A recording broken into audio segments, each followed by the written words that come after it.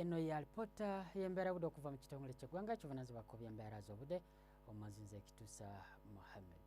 Enkuba etonnya mu bitundu by'eggwanga eby'enjawulo olw'ensonga nti omukuubo gw'enkuba gwasenvudde ne gusimbira ddala mu makkati ga Ssemazinga Africa, era ekyo kivaako empewo nga zikunta ziva eri mu gabira g'e Congo ssaako n'ezo eziva ku Ssebuyanja Bwindi nga ziyitira ku nnyanja Nalubaale okwesoga ensi yatto. Bwe tugezaako ne tulabeera ku mbeera y'obudde mu biseera okumakya tusuubirayo enkuba okutonnya okusingira ddala ebitundu nga Entebbe nga bwekibizadde eri Masaka so nga ate Mwalo Nakasongola omusana gujja kuba nga gwaka. Eri ebuvanjuba nawo omusana gujja kuba nga gwaka mu biseera eby'okumakya okuggyako ebugwanjuba mu bitundu ebimu enkuba ejja kutonnya so nga ate ebimu omusana gujja kuba nga gwaka.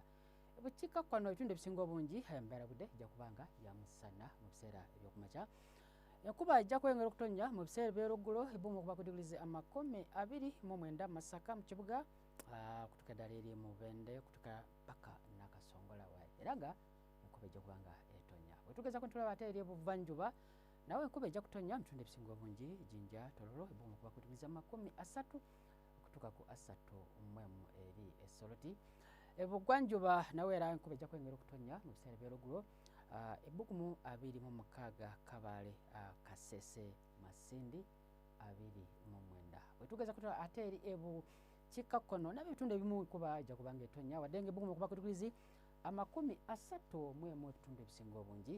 Bwe tugezaako ne tulaba ate ku mbeera y'obudde mu kibuga Dubai omusana gujja kwaka buva ku digurizi 30, Hong Kong 3, Nairobi 27 so nga ate eri e New York embeera obudde ejja kuba ya kizimezime buva ku digurizi 10 nannya tuyinza okubeerako nawe beera bulungi.